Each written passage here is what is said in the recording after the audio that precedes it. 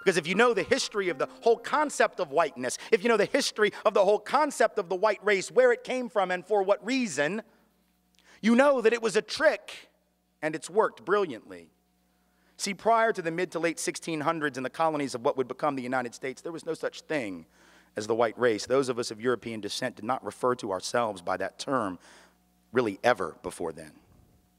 In fact, in the old countries of Europe, we had spent most of our time killing each other. We didn't love each other. We weren't one big happy family. The side of my family that comes from Scotland, hell, they didn't even worry about fighting people outside of Scotland. Highlanders and Lowlanders just fought the hell out of each other.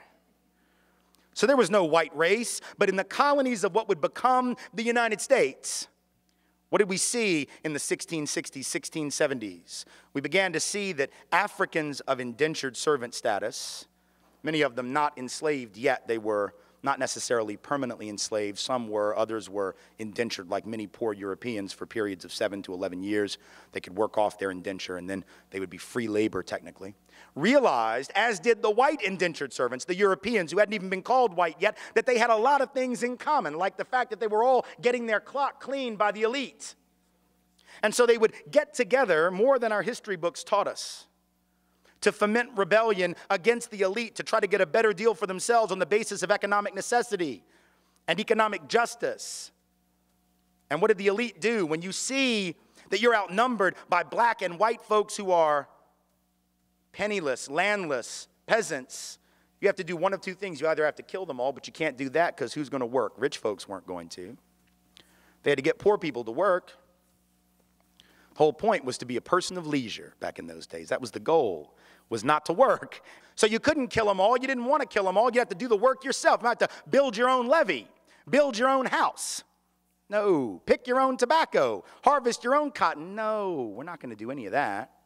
So you can't kill them, but you can co-opt them. And so the elite in Virginia, for example, in the colony, begins to give certain carrots to people of European descent, saying things like, you know, we're going to let you own a little land. Not much, but just a little. And we're going to get rid of indentured servitude. Now you're free labor. And by the way, once you're free labor, you get 50 acres of land just because you're free labor, see? So we're going to cut you in on this deal. We're going to let you enter into contracts. We're going to let you testify in court. And here's the best of all. We're going to put you on the slave patrol to keep those people in line, right? The idea was you're still going to get your clock cleaned.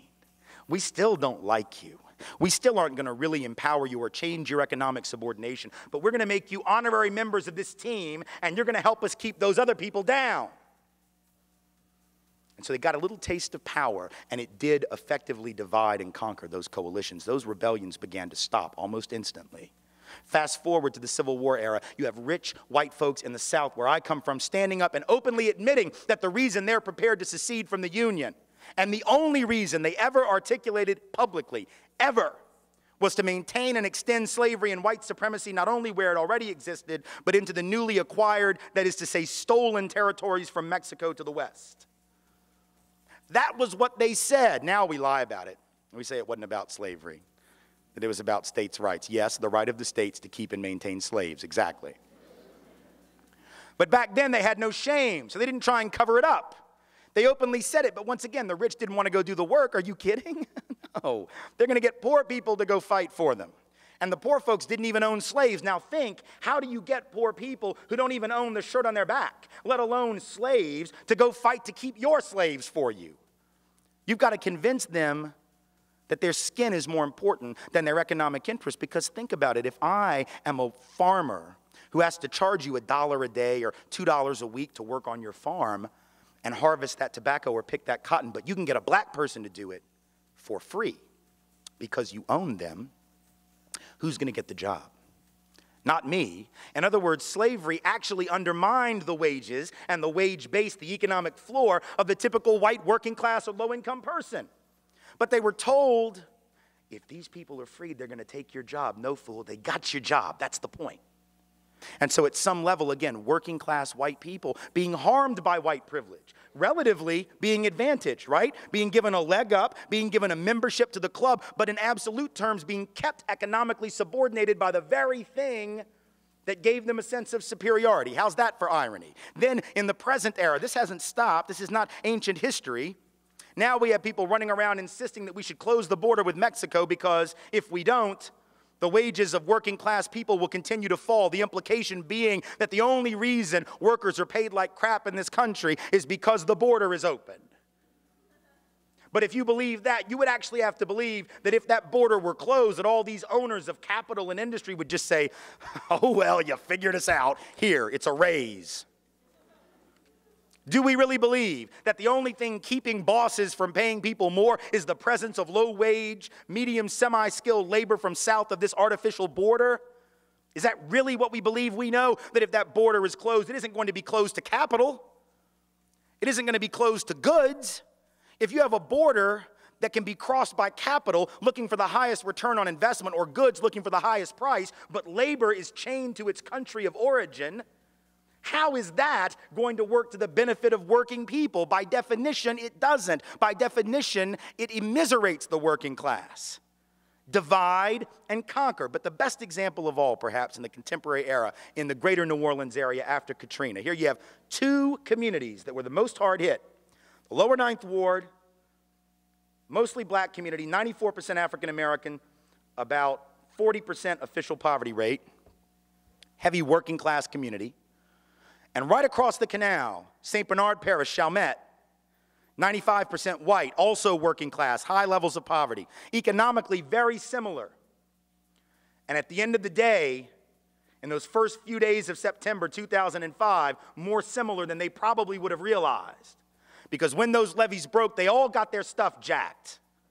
They all got their stuff destroyed. But if you had asked white folks in Chalmette, and I've done it, who was the cause of the problems in the greater New Orleans area prior to that flooding, they would have pointed across that canal at those black folks, wouldn't have called them black folks, and would have said, there, that's the problem. 70% of the white folks in St. Bernard Parish voted for David Duke, white supremacist, neo-Nazi, former head of the largest Ku Klux Klan group in the United States when he ran for governor in 1991. 7 out of 10 gladly voted for him because he was blaming black folks for all of their problems, and they bought it. What's the irony? The irony is that while they were blaming black people for their problems, while they were blaming black people for the conditions of the greater New Orleans area in which they lived, nobody was paying attention, least of all they, to the fact that these white elite politicians, either in Baton Rouge or in Washington, whose job it was to secure those levees, to make sure that levy funds were spent in the proper way and that they were spent at all, those mostly white and mostly elite politicians did nothing. At the end of the day, it wasn't just the black folks in the lower Ninth Ward they didn't care about. They really couldn't have given a rat's ass about those poor and working class white folks either. And yet, when the people of Chalmette, people of St. Bernard Parish got back into session, first time they had a city council meeting, parish council meeting after the flooding, the lights aren't even on yet. The water isn't even hooked up. And the first order of business was to pass an ordinance saying that you couldn't rent property in St. Bernard Parish to anyone who wasn't a blood relative. Now, I'll leave it to your imagination as to why you'd want to pass a law. That law had never existed before.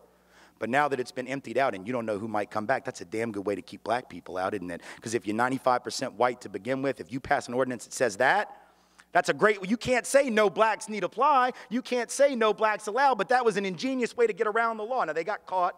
There was a lawsuit threatened and they got rid of the ordinance. But my point in bringing it up is to say, once again, divide and conquer is working. These white folks in Chalmette need to march across that canal and join hands with the black folks who've been sitting there more than willing to work with them for an awful long time and march on Baton Rouge and march on D.C. and march on the Corps of Engineers and recognize their commonality of interest.